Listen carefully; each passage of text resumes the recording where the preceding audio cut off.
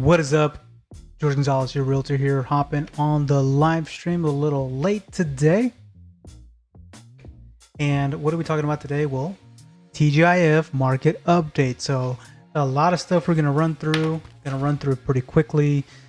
We have market updates, of course. We're looking at another $1 million listing, and by a well-known guy with the last name of Bezos. And then talking about rates. So, and I'm gonna tease you with a upcoming video. I'm actually gonna post it hopefully by Monday.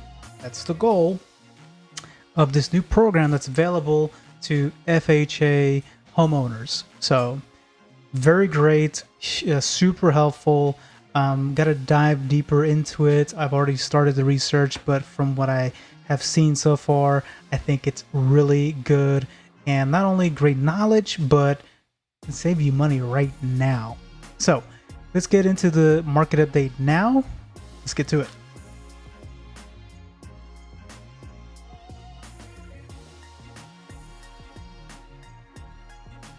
Okay, so here we go. Okay, so market update. So last week, if you didn't see it last week, just to kind of catch you up, new listings were down. They were down like 60%. They're down a big number.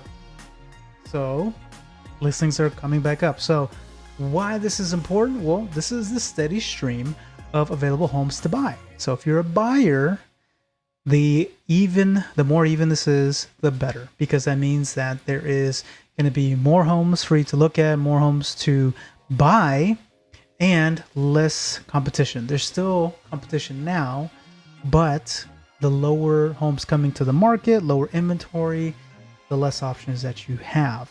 So what good is it if you're gonna get a low rate, but there's none to take advantage of? So good thing we're at -2% year over year. Very good. And good news as the pending listings continue to stay strong. So we have basically a 2% increase year over year. So this is also good to know. More pending listings staying strong, the more motivated sellers, the more motivated sellers will continue to put their homes on the market. All right, so it's kind of a give and take. So if buyers aren't buying, so pending listings gives a good indicator that buyers are buying, then this helps sellers make the decision, kind of like the uncertainty, like, hey, no, homes are still selling, so go ahead and sell your home if you need to. And then off market, we're gonna skip that. It's always a skewed number. And then closings, huge, strong, 51%. So not only are houses going under contract, but they're closing. People are buying them, no issues there. So that's also another kind of strong indicator as far as financing, not having any major issues, buyers having good financial backings and a good track record. So that's a good number. So 51% year over year. Showings 21%, so a little dip for about a month and a half. Showings had been up like in the 60%, but still good, strong showings year over year. That's a good number to have. And then the last number here, which if I could try to get it to, is the virtual numbers. So let me see if I can squeeze this. Yeah, so showings 21%. Nope, that's not the number I want to show.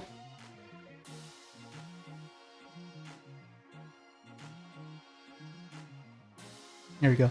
Online views 81%. So this has been just, as you can tell, the graph here has basically since the pandemic started, it's just crushing online traffic. So one thing to keep in mind is when you're going online and you're looking at homes, HAR is the resource to go to.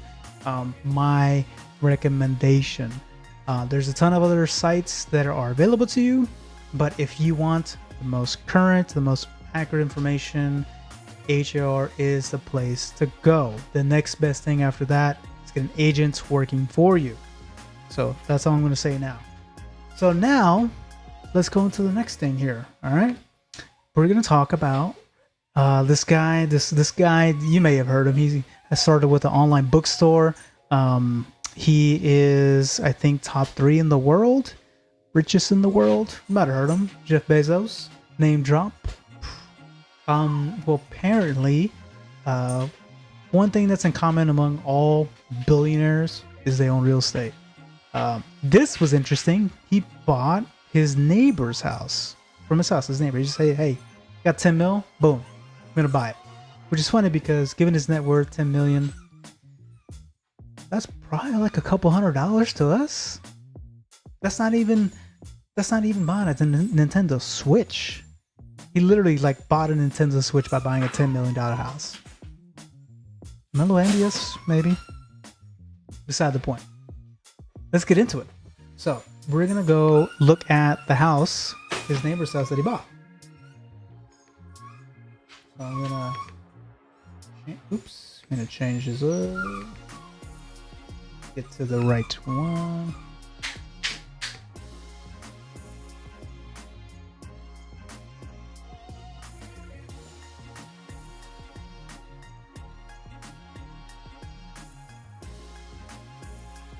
New coworkers are whiny. Anyone else got whiny coworkers?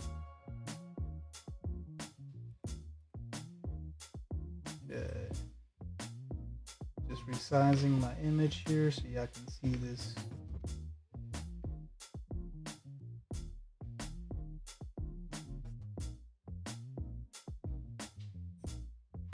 Alright, here we go.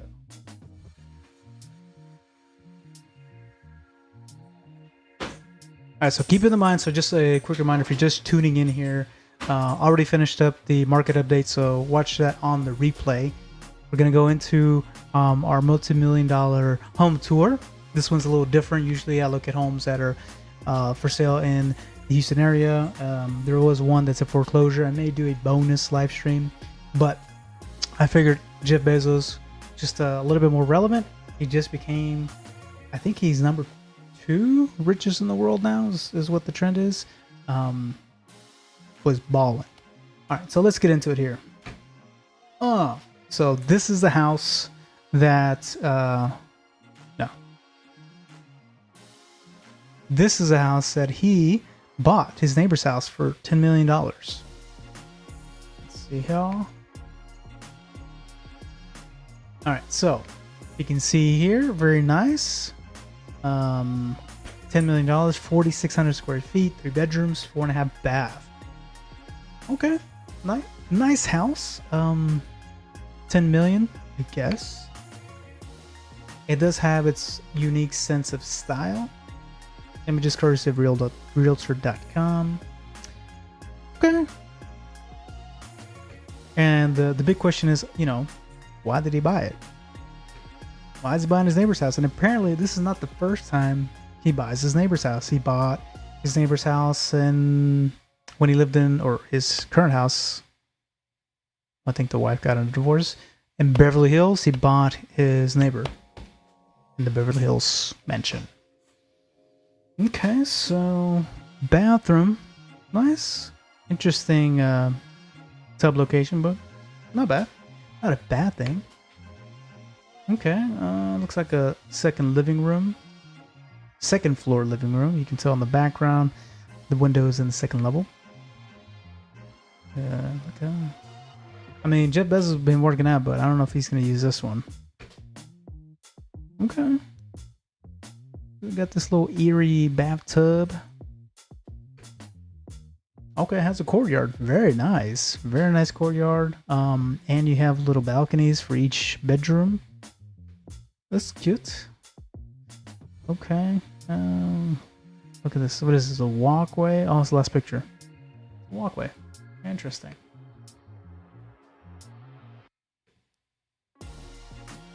Let's see here. And just to kind of recap, let's see what does it say. He paid. Oh, back in April, he spent $165 million for the Jack Warner estate. 10 acres in the Beverly Hills compound. And now he spent another $10 million, bought it through a trust. That's a pro move there. And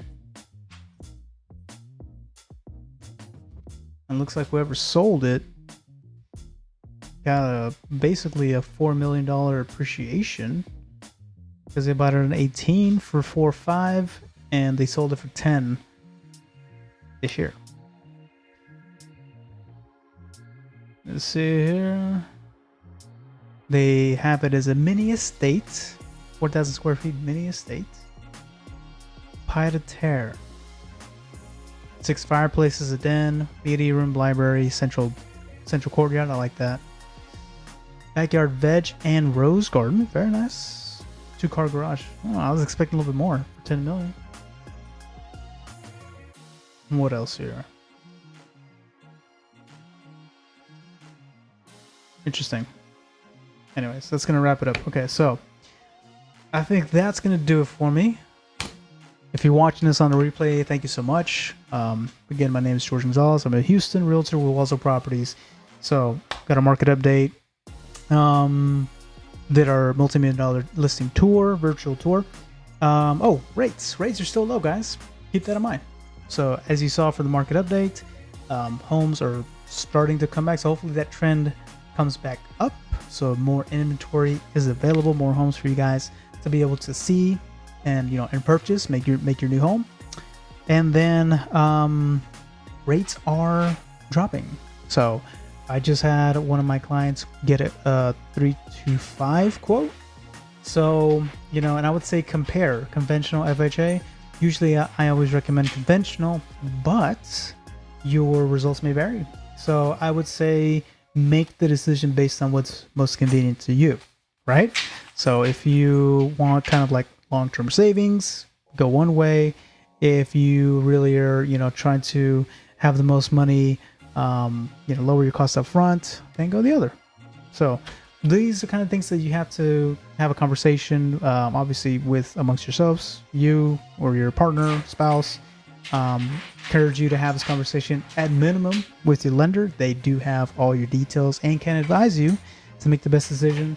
So that's going to do it for me, guys. And then of course, I'll be having the video coming soon of FHA buyers and how you can save money today by doing this program. So please stay tuned to that. I will be making that pretty soon. I think you guys, would appreciate it. Super helpful. That's it. That's going to do it for me, guys. I'm going to wrap it up. Peace.